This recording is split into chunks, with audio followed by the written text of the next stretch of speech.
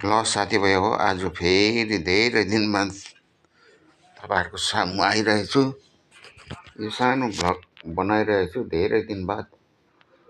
म चाहिँ अब राई भएको नाताले सबैलाई सेवान्ने, कारण आफ्नो संस्कार संस्कृति भाषा पनि जोगाउनु भन्छ सबैले हो।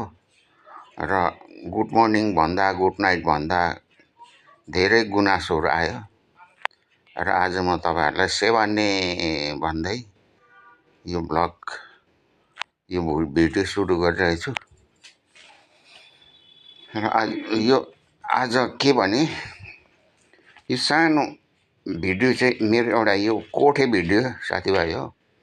कोठाभित्रै बसेर, किनभने धेरै दिन बाहिर निस्किन पाएको छैन, अलिक अस्वस्थ भएको कारण। र के भने आजको भ्लगमा चाहिँ भिडियोमा चाहिँ झट्ट रिसाउने मान्छे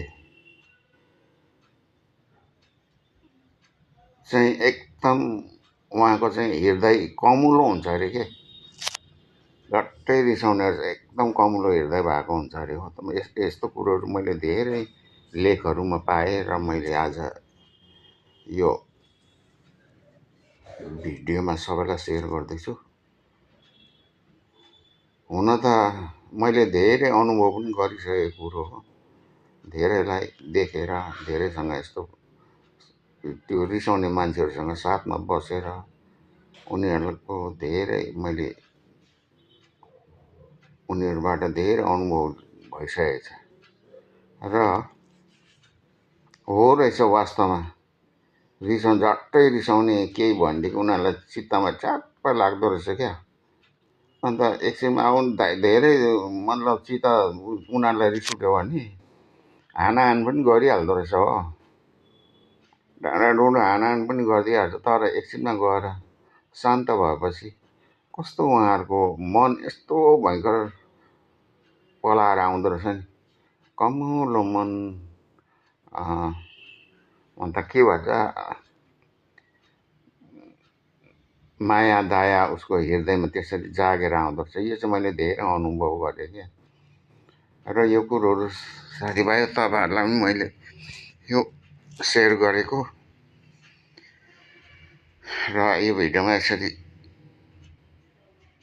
तपाईँहरूलाई राम्रो लाग्यो भने लाइक गरिदिनुहोस्, कमेन्ट गरिदिनुहोस्, सेयर गरिदिनुहोस्।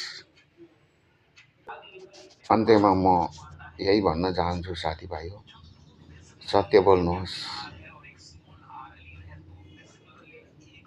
राम्रो राम्रो कर्महरू गर्नुहोस्। यति भन्दै अब अर्को भिडियोमा फेरि तपाईँहरूसँग आउनेछु। र अन्त्यमा सबै साथीभाइलाई आलाङ्ने